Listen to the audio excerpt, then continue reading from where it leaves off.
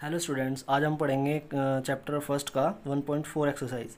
ठीक है। इसके अंदर हमें क्या करना होगा, सिंपल ही है कि इसके अंदर हमें टर्मिनेटिंग और नॉन टर्मिनेटिंग वैल्यू बतानी है कि टर्मिनेटिंग क्या होगी, कौन सा होगा टर्मिनेटिंग और कौन सा होगा नॉन टर्मिनेटिंग।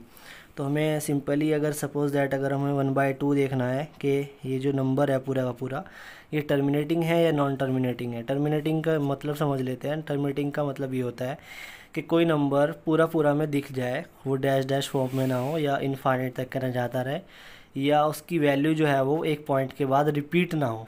ठीक है। अगर एक रिपीट वैल्यू हो रही है तो इसका मतलब क्या हुआ, वो नॉन टर्मिनेटिंग हुआ। अगर रिपीट नहीं हो रही है तो नॉन टर्मिनेटिंग हुआ, टर्मिनेटिंग हुआ। रिपीट नहीं हो रही है तो जैसे कि 1/2 है तो उसको हम क्या लिख सकते हैं, 0.5 लिख सकते हैं। तो क्या हुआ, इसके आगे कुछ नहीं है। यहाँ पे हमें एग्जैक्ट वैल्यू पता है 0.5 होता है, तो हमें इसको क्या कहेंगे, ये टर्मिनेटिंग है। ठीक है। फर्स्ट वाला एग्जांपल है टर्मिनेटिंग का। जैसे कि 1/5 है, मैं इसको लिख सकता हूँ 5 to the 10 यानी कि 0.2। तो ये भी क्या हुआ, एक टर्मिनेटिंग हुआ। अगर मैं ये बात करूँ 1/3 की तो क्या लिखूँगा इसको, 0.3333। मेरे को नहीं पता कितने 3 लगाने हैं कितने 3 नहीं लगाने, तो dash dash dash dash form में हुआ। या फिर मैं इसको कह सकता हूँ 0.3 बार। तो ये क्या हुआ, टर्मिनेटिंग। ये क्या हुआ, बार फॉर्म में जा रहा है और डैश डैश डैश इसका पता भी नहीं है। तो क्या हुआ, कब तक जा रहा है, 3 पता नहीं है, तो क्या हुआ, नॉन टर्मिनेटिंग वैल्यू हुई। ठीक है। टर्मिनेटिंग वो जो एक टाइम के बाद रुक जाए, ठीक है, और एक टाइम के बाद वो चलती जाए चलती जाए चलती जाए, उसको हम बोलते हैं नॉन टर्मिनेटिंग। टर्मिनेटिंग रुक जाए और जो नहीं रुकेगी वो नॉन टर्मिनेटिंग होगी। जैसे एग्जांपल्स या क्वेश्चंस में करके दिखाता हूँ आपको। Without actually performing the long division state. आपको डिवीज़न का कोई भी यूज़ नहीं करना है, यानी कि डिवाइड करके नहीं देखना है, आपको बिना डिवाइड करके बताना है कि टर्मिनेटिंग होगा या नॉन टर्मिनेटिंग होगा। Whether the following rational number will have a terminating decimal expansion और a non terminating repeating decimal expansion. ठीक है। तो हमें बताना है, तो सबसे सिंपल है, देखो मैं आपको बताता हूँ कि अगर किसी नंबर को हमें टर्मिनेटिंग देखना है, नॉन टर्मिनेटिंग देखना है। अगर हमारे पास कोई भी नंबर है, सपोज दैट 1 2 3 4 5 6 7 8 9, ठीक है, और हमारे पास नीचे क्या है, 5 5 इंटू 2 इंटू 5 इंटू 5। ठीक है। तो हमारे पास यहाँ पे दिख रहा है, तो 5 फैक्टर है या 2 फैक्टर है, 5 का 2 के अलावा कोई फैक्टर नहीं है, तो टर्मिनेटिंग होगा।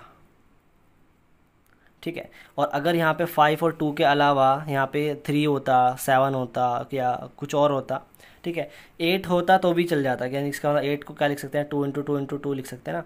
तो ये भी 2 की फॉर्म में आता है, इसको भी हम 2 ही लिखते हैं। तो ये भी हमारा क्या होता है, टर्मिनेटिंग ही होता है। अदरवाइज़ 5 और 2 के फैक्टर के अलावा और अदर इससे अलावा कोई और फैक्टर इसके अंदर इंक्लूड होगा, तो इसका मतलब डिनोमिनेटर की बात हो रही है सिर्फ। ठीक है। डिनोमिनेटर में अगर 5 और 2 के अलावा कोई और फैक्टर आ जाता है तो उसको हम नॉन टर्मिनेटिंग बोलेंगे, बिकॉज ये वाली जो डिवाइड जब हम करेंगे इसको, तो ये वैल्यू जो बनेगी वो बहुत इनफाइनाइट तक के dash dash dash dash form में जाएगी, इसलिए हम उसको नॉन टर्मिनेटिंग बोलेंगे। और जो वैल्यू रुक जाती है उसको हम टर्मिनेटिंग वैल्यू बोलते हैं। जैसे कि एग्जांपल यहाँ पे क्वेश्चन फर्स्ट है, इसको चेक करने के लिए हम क्या करते हैं, सबसे पहले इसके 3 1 2 5 के फैक्टर कर लेते हैं। फैक्टर बड़े आसाम से 5 से हो जाएगा। 5 6 30, 5 2 10, 5 5 25, 6 25 के 25 से कर लो, 25 होते हैं, 5 से कर लो, 5 5 5 5 तो कितने हो गए, मतलब 3 1 2 5 के फैक्टर हो गए, 5 इंटू 5 इंटू 5 इंटू 5 इंटू 5। इसका मतलब क्या लिखा गया, 5 की पावर 5 लिखा गया, 1 2 3 4 5। ठीक है। तो हम लिख सकते हैं 13/5 की पावर 5। ठीक है, लिख सकते हैं बड़े आराम से, कोई दिक्कत नहीं है।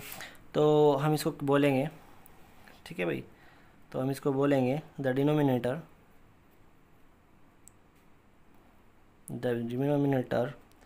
Is of the form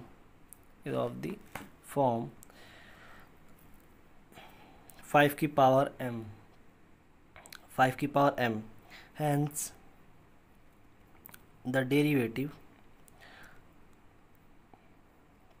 the decimal expression of 13/31 is terminating number।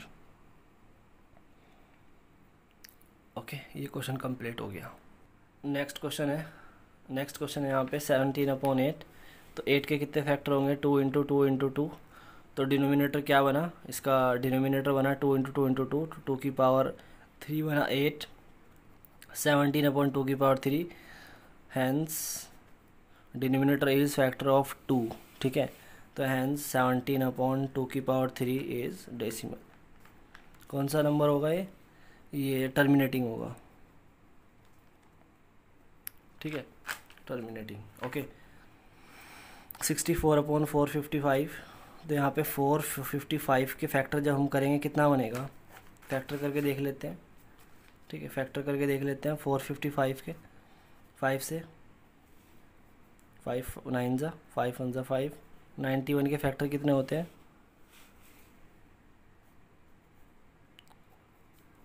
13 7 ज़ा 7 1 ज़ा 7, ठीक है।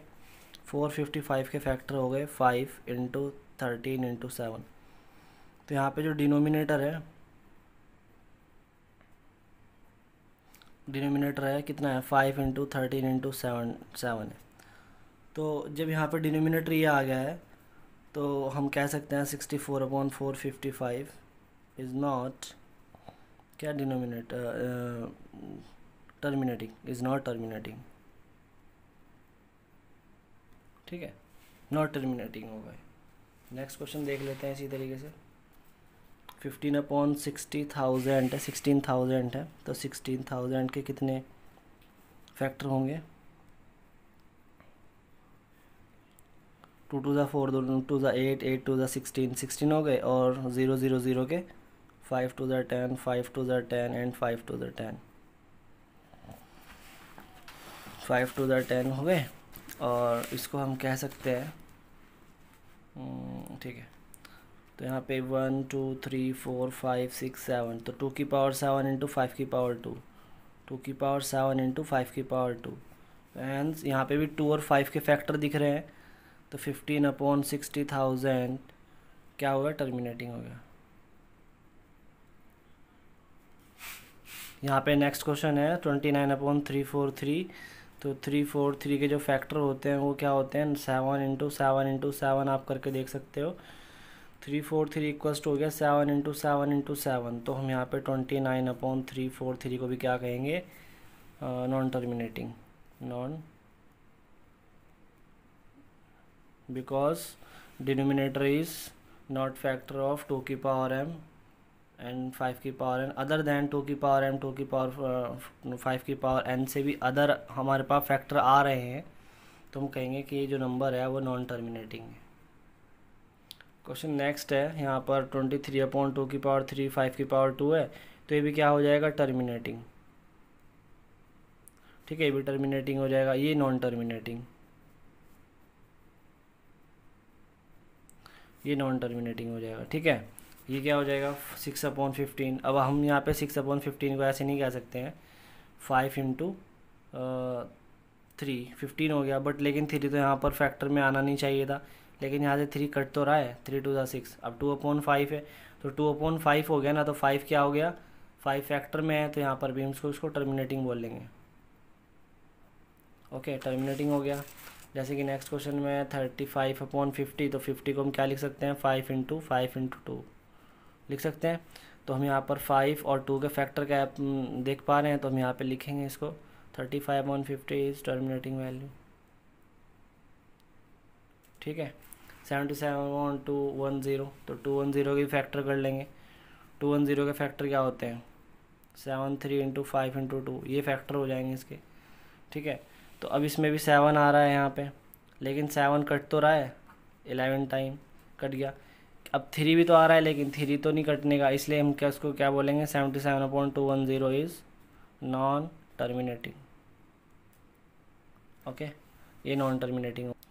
नेक्स्ट क्वेश्चन में ये कह रहा है क्वेश्चन कि आपको जो ये वाली टर्मिनेटिंग क्वेश्चन नंबर फर्स्ट में आपने जो टर्मिनेटिंग बताए हैं उन टर्मिनेटिंग की वैल्यू क्या होगी, यानी कि जो रिपीट नहीं हो रहे हैं, एग्जैक्ट वैल्यू आ रही है, वो एग्जैक्ट वैल्यू आएगी क्या, तो आपको फाइंड करना है। तो बड़ा सिंपल है, जैसे आपने यहाँ पे लिखा हुआ है 3 1 2 5, मैंने इसके फैक्टर बताए थे आपको, क्या 5 इंटू 5 इंटू 5 इंटू 5, तो कितनी बार हो गया, 4 टाइम हो गया। मैं इसको ऐसे लिख सकता हूँ 13 इंटू 1/5 इंटू 1/5 इंटू 1/5 इंटू 1/5। अब 1/5 कितना होता है, 0.25 होता है, ठीक है। 1/5 0.25 13 इंटू 0.25 0.25 इंटू 0.25 इंटू 0.25 0.25 इंटू 0.25, ठीक है। इन सब के आप मल्टीप्लाई कर लेंगे, जो भी आएगा वो आंसर आ जाएगा, ठीक है। 17/8 का भी बड़ा सिंपल है, 17 इंटू 1/2 इंटू 1/2 इंटू 1/2 ऐसे लिख लेंगे। 8 के फैक्टर जो हो गए हैं, ठीक है। तो 17 इंटू 1/2 को क्या लिख सकते हैं भाई, 2 5 10, 0.5 इंटू 0.5 इंटू 0.5, 5 5 25, 25 5 125, तो 0.125 इंटू 17 आप मल्टीप्लाई कर लेंगे, जो भी आएगा वो आंसर आ जाएगा मल्टीप्लाई करने के बाद। नेक्स्ट क्वेश्चन देखते हैं। 15 into 1/2 into 1/2 into 1/2 into 1/2 into 1/00, ठीक है। तो आप क्या करेंगे, यहाँ पर 1/2 0.5 बताया हुआ है मैंने, 0.5 0.5 0.5 मल्टीप्लाई करेंगे, कितना आएगा 0.25, 5 5 25 इंटू 0 5 5 25, तो कितना आएगा 0.25 इंटू 1/100। इसको लिख सकते हैं 15 इंटू 625, 0.625 मल्टीप्लाई करने के बाद दो डिजिट इसमें है, 2 डिजिट इसमें है, तो 2 2 4 हो गया, तो 1 2 3 और एक ज़ीरो लगा के के बाद पॉइंट लगा दिया, 1/00। आप मल्टीप्लाई करेंगे और 2 डिजिट ज़ीरो काटने के बाद 2 डिजिट और इधर खिसका देंगे पॉइंट को, जो भी आएगा आपका आंसर आ जाएगा यहाँ से भी। 6/15 को देखते हैं। पहले तो इसको ये कट गया, 5 3 15, सॉरी 3 5 15, 3 2 6, 2/5 हो गया, तो 5 से काटेंगे तो 5 4 20 होते हैं, तो 0.4 आ गया, 2/5 आंसर, ठीक है। 35/5, 5 से डिवाइड कर दो पहले तो आप, 5 से 35 एंड 0 है, 0 टाइप पॉइंट लगा दे, तो यानी कि 0.7 आप आराम से आंसर लिख सकते हो। नेक्स्ट क्वेश्चन है, ये आपके लिए होमवर्क है वैसे तो। The following of real number have decimal expansion as given below. In each case is decimal where then they are rational or not. If they are rational and of the form p by q, what can say about the prime factor? आप क्या कह सकते हो इनके factor के बारे में, prime factor के बारे में, और ये रेशनल नंबर हैं या नहीं है, आप ये बताना है आपको। ये देखो रेशनल नंबर है, ये रेशनल नंबर नहीं है, ये भी रेशनल नंबर नहीं है, बट कैसे आपको एकदम से पता चलेगा रेशनल कौन सा होगा कौन सा नहीं होगा। एक तो आपको ये देख लेना है, सॉरी ये भी रेशनल नंबर है, ठीक है, यही एक रेशनल नंबर नहीं है। रेशनल नंबर में क्या होता है, एक पॉइंट के बाद अगर आपके पास सीमित डिजिट हैं, आपके पास इसके बाद कोई डिजिट नहीं है ना, डैश लगा हुआ है, तो आपके पास ये डेड शो रेशनल नंबर होगा। उसके बाद अगर आ जाओ सेकंड वाले पे, 0 पॉइंट आपके पास डिजिट चेंज होती जा रही हैं और डैश डैश डैश लग रहा है, 1 2 0 1 2 0 0 1 2 0 0 0 1 2 4 टाइम 0, तो आपके पास जो डिजिट है वो भी चेंज पैटर्न में नहीं आ रही है, वो जो बदलती जा रही है, ठीक है। एक बार 3 0 थी, फिर 4 0, फिर 5 0, तो चेंज हो रही हैं, बदल रही है वैल्यू। तो क्या होगा अब ये फिर उसमें उस केसेस में ये वाला रेशनल नंबर नहीं होगा।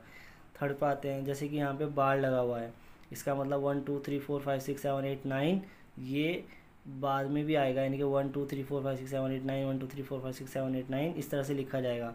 तो उस तरह के जितने भी नंबर होते हैं हमारे पास, वो क्या होते हैं, p/q की फॉर्म फॉर्मेट करते हैं, तो उनको हम रेशनल नंबर बोलते हैं। तो हमारे पास थर्ड रेशनल नंबर है, सेकंड रेशनल नंबर नहीं है, फर्स्ट रेशनल नंबर है, ठीक है। Thank you guys for watching my video.